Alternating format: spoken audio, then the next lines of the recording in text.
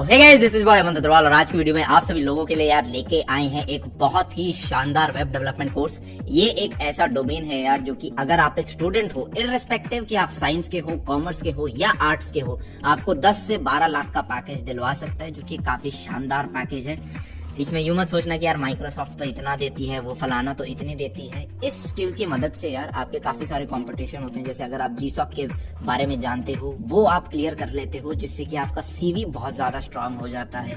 Web development अगर आपको आती है यार, तो कल को जब आप अपना खुद का टेक स्टार्टअप करते हो तो आप टेक साइड खुद देख सकते हो। आप अपने बिजनेस के लिए, स्टार्टअप के लिए एक वेबसाइट कंस्ट्रक्ट कर सकते हो। तो ये एक ऐसी चीज है यार जो कि आपको अलग अलग तरीकों से वापस पे आउट कर रही होगी।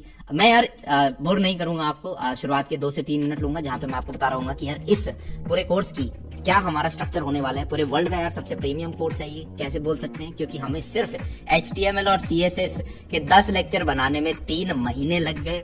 ऐसा कोई पेड कोर्स नहीं होगा, ये ना किसी फ्री प्लेटफॉर्म पे जिसमें इससे ज्यादा इनपुट डल रखा हो। सारा का सारा यार हमने एनिमेट कराया है और डेप्थ में गए हैं, बिगिनर्स टू एडवांस जिसे हम बोल सकते हैं। तो सबसे पहले यार हम बात करते हैं, ये है लेक्चर नंबर 0, जिसके अंदर हम बेसिकली यार आपको बता रहे होंगे कि यार वेब डेवलपमेंट बेसिकली होता क्या है और इसके अंदर सारी चीजें कि भाई वेब वर्क कैसे करता है, राइट, HTML CSS जावास्क्रिप्ट ये क्या है, फ्रंट एंड क्या होता है, बैक एंड क्या होता है। जब आप यार कल को बड़े हो जाओगे तो आप देखोगे फ्रीलांसिंग में भी इसका एक स्कोप होता है।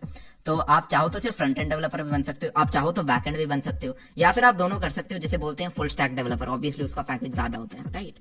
फिर यार हम बात कर रहे होंगे फ्रंट एंड के बारे में। फ्रंट एंड में सबसे पहले हमारी लैंग्वेज आएगी HTML। अब HTML को सीखने के लिए हमें लगभग यार 2.5 आवर्स पढ़ना पड़ेगा। लगभग आपके 4-5 लेक्चर हैं जो कि आपके प्रीमियर हो चुके होंगे, नीचे डिस्क्रिप्शन बॉक्स में एक प्लेलिस्ट वगैरह आ जाएगी, राइट। और बैक टू बैक यार 10 दिन आपकी क्लासेस होने वाली हैं शाम को 7 बजे, राइट।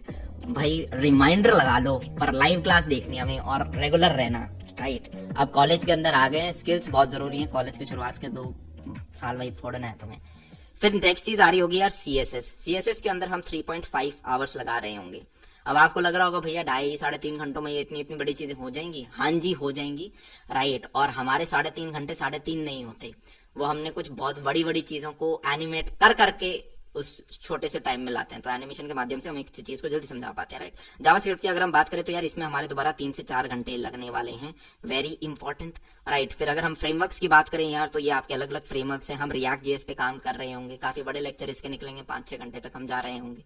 फिर यार अगर हम बैकएंड की बात करें, अगर आपको यार सिर्फ बैकएंड में ही काम करना है, तो सबसे पहले हम गिटहब वगैरह के बारे में समझ रहे होंगे, कैसे ये काम करते हैं। उसके बाद में हम Node.js के ऊपर पढ़ रहे होंगे, वो भी एक 5 से 6 घंटे का बन रहा होगा। और फिर लास्ट में यार आपका डेटा बेसिस होंगे, राइट। ये ज्यादा बड़ा नहीं होगा, इसमें हमें 1 से 2 घंटे लगने वाले हैं।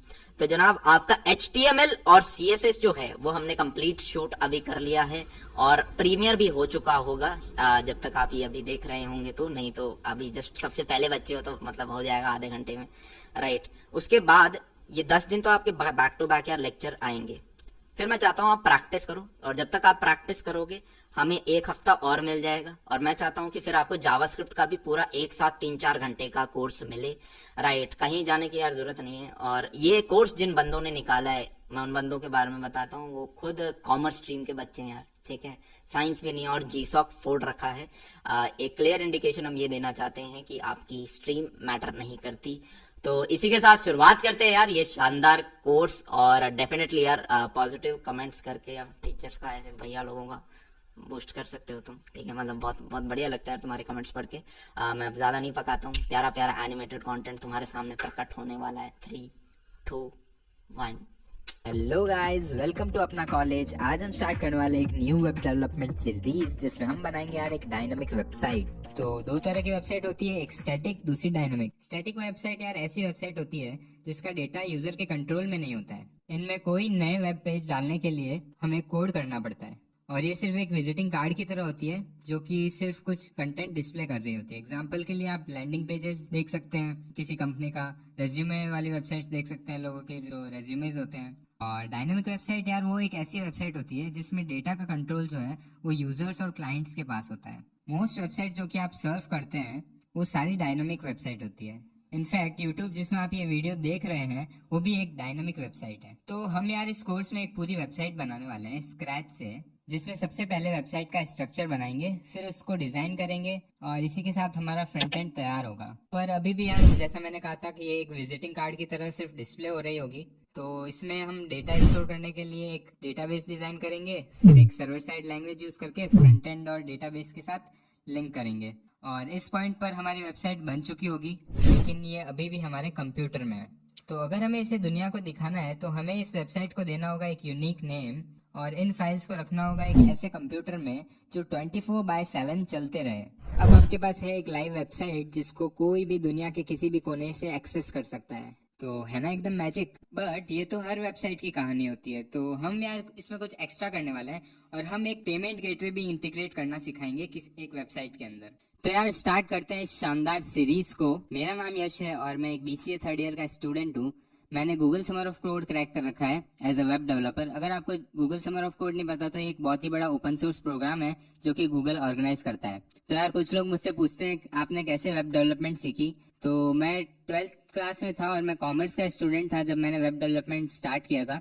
और उस वक्त यार बहुत ज़्यादा कोर्सेज नहीं हुआ करते थे और पेड कोर्सेज अफोर्ड करने जितना मेरे पास पैसे नहीं हुआ करते थे। तो बहुत सारे डॉक्यूमेंटेशंस और गाइड पढ़ने के बाद मैंने ये वेब डेवलपमेंट धीरे धीरे सीखना स्टार्ट किया था और वो सारी नॉलेज मैं आपके साथ अब शेयर करने वाला हूँ। तो शुरू करते हैं और सबसे पहले देखते हैं कि कैसे एक वेबसाइट काम करती है। तो एक वेबसाइट कैसे काम करती है इसे देखते हैं एक एग्जाम्पल से। तो सपोज करो हमारी वेबसाइट एक ह्यूमन बॉडी है, तो एट द बेस लेवल हमारी बॉडी के अंदर होती है बहुत सारी बोन्स, जिसे मिलकर बनता है एक स्केलेटन और उसी से यार हमारी बॉडी का शेप और साइज डिफाइन होता है। तो यहाँ इस स्केलेटन को हम HTML कह सकते हैं, जिससे हम कोई भी वेबसाइट का स्ट्रक्चर बनाते हैं। और स्केलेटन के ऊपर हमारी बॉडी में मसल, स्किन, हेयर और बाकी चीज़ें होती है, जिससे एक एस्थेटिक और लुक डिफाइन होता है किसी बॉडी का। तो सिमिलरली हर वेबसाइट में हम यूज करते हैं CSS, जिससे उसका लुक और स्टाइल बनता है। बट अभी भी यार ये बॉडी एक डेड बॉडी की तरह है, क्योंकि इसमें कोई फंक्शनैलिटी नहीं है, ये कुछ सोच नहीं सकती है। तो उसके लिए हम यूज करते हैं एक प्रोग्रामिंग लैंग्वेज जो कि है जावास्क्रिप्ट, जो एक्ट करती है एज अ ब्रेन। बट यहाँ यार एक कैच है, इस ब्रेन के अंदर कोई मेमोरी या स्टोरेज नहीं होता है। ऐसा क्यों? क्योंकि ये जो HTML, CSS और जावास्क्रिप्ट जो है, ये तीनों चीजें आपके ब्राउजर के अंदर इंस्टॉल्ड होती है, इसीलिए इसे फ्रंट एंड या क्लाइंट साइड भी कहते हैं। तो मेमोरी और स्टोरेज के लिए हम यूज करने वाले हैं एक डेटाबेस और एक सर्वर। डेटाबेस क्या है? तो डेटाबेस हम यूज करते हैं डेटा को बहुत ही एफिशिएंट स्ट्रक्चर में स्टोर करने के लिए। तो जब भी आप किसी वेबसाइट पर रजिस्टर कर रहे हो तो वो डेटा किसी डेटाबेस में स्टोर हो रहा है और वही डेटा यूज करके आप फिर से लॉगिन कर पाते हो।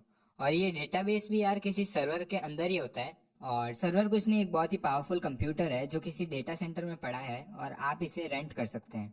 और क्योंकि फ्रंट एंड यूजर के ब्राउजर में होता है, और ब्राउजर तो हम किसी भी फोन, टैबलेट या लैपटॉप में यूज कर सकते हैं, और इन डिवाइसेस की स्पीड स्लो भी हो सकती है, इसीलिए यार हम डेटा को प्रोसेस करने के लिए यूज करते हैं एक सर्वर। और सर्वर यूज करने के लिए हम यूज करेंगे एक सर्वर साइड लैंग्वेज, जो कि कोई भी लैंग्वेज हो सकती है, जैसे कि जावा, PHP, पाइथन और ऑलमोस्ट सारी लैंग्वेज जो कि आपके कंप्यूटर में रन करती है, वो इस सर्वर में भी रन कर सकते हैं। और इन लैंग्वेज को हम डेटाबेस से इंटरेक्शन करने के लिए भी काम में लेंगे।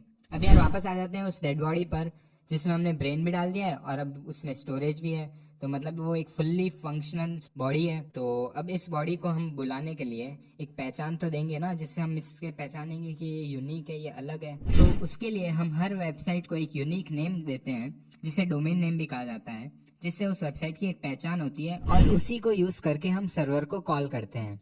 और जैसे ही कॉल करते हैं, कंटेंट हमें हमारे ब्राउजर में डिस्प्ले हो जाता है। तो यार ये तो हमने देख लिया एक वेब डेवलपर के पर्सपेक्टिव से कि कैसे एक वेबसाइट को बनाते हैं। अब एक बार इसे देख लेते हैं यूजर के एंगल से। तो क्या होता है जब हम एक वेबसाइट को वेब एड्रेस में लिखते हैं और कॉल करते हैं? तो यार इसके लिए हम एक एनालॉजी लेते हैं। जैसे आपको एक शॉप से सामान लाना है, तो सबसे पहले आप उस शॉप को नेविगेट करोगे, फिर आप वहां जाएंगे और कुछ ऑर्डर देंगे, और वहां आपको कुछ लोग आपका सामान सर्व कर रहे होंगे, और जैसे ही आपको आपका सामान मिल गया, आप उसको अपने घर ले आएंगे। तो बस इसी तरह एक वेबसाइट को जब हम कॉल करेंगे तो वो डोमेन नेम अपने सर्वर को लोकेट करेगा, फिर आपकी रिक्वेस्ट सर्वर में जाएगी और सर्वर हो सकता है कुछ डेटाबेस क्वेरीज करे, और फिर आपका कंटेंट रेस्पॉन्स में वेब ब्राउजर तक भेज दिया जाएगा। अरे यार वो कंटेंट बना होगा HTML, CSS और जावास्क्रिप्ट से। और अब यार आपके ब्राउजर तक वो फाइल्स आ चुकी है, और अब ब्राउजर का काम है उस कंटेंट को पढ़ना जिसमें HTML है, और उस HTML को यूज करके हमारा ब्राउजर लेआउट बना देगा, CSS यूज करके डिजाइन ऐड हो जाएगी, और जावास्क्रिप्ट से यार कुछ फंक्शनैलिटीज चल जाएगी। और ये सारी चीजें फिर हमारे वेब ब्राउजर में डिस्प्ले हो रही होगी। तो यार कुछ ऐसी जर्नी होती है एक वेबसाइट की, जब भी आप किसी वेबसाइट को अपने ब्राउजर में ओपन करते हैं। अब आप में से यार कुछ लोग सोच रहे होंगे क्यों ना हम वेबसाइट बिल्डर का यूज कर दे, इतना सब सीखना जरूरी है क्या? तो पहले तो यार जिसको वेबसाइट बिल्डर नहीं पता, तो यार ये कुछ ऐसी वेबसाइट्स या सॉफ्टवेयर्स है जो आपको कुछ टूल्स देंगे और आप उससे बिना कोडिंग किए वेबसाइट्स बना सकते हैं। तो चलो देखते हैं क्यों कोड करना बेटर है वेबसाइट बिल्डर यूज करने से। तो सबसे पहले तो यार कस्टमाइजेशंस, जो हम कोड करके पूरा कंट्रोल अपने हाथ में रख सकते हैं, वो वेबसाइट बिल्डर्स में नहीं रहता। दूसरा यूनिकनेस, क्योंकि यहाँ हम ऑलरेडी कोडेड वेबसाइट्स को यूज कर रहे हैं, ये वेबसाइट्स कभी स्टैंड आउट नहीं करेगी। तीसरा यार कोडिंग करके हम अपनी वेबसाइट को बहुत ही फास्ट और एफिशिएंट कर सकते हैं। और वेबसाइट बिल्डर्स में यार बहुत सारा फालतू का कोड होता है जो कि हमें नहीं चाहिए होता है, और वो उन वेबसाइट्स को बहुत ही स्लो कर देता है। और यही एक कारण है कि वेबसाइट बिल्डर से जो वेबसाइट्स बनती है वो आसानी से एसईओ में रैंक नहीं हो पाती। तो यार आप समझ ही गए होंगे क्यों हमें वेबसाइट्स को कोड करके बनाना चाहिए रादर देन हम कोई वेबसाइट बिल्डर का यूज करें। तो बस यार इसी के साथ इस वीडियो को यहीं पे एंड करते हैं। See ya, have a great day and I will catch you up in the next one.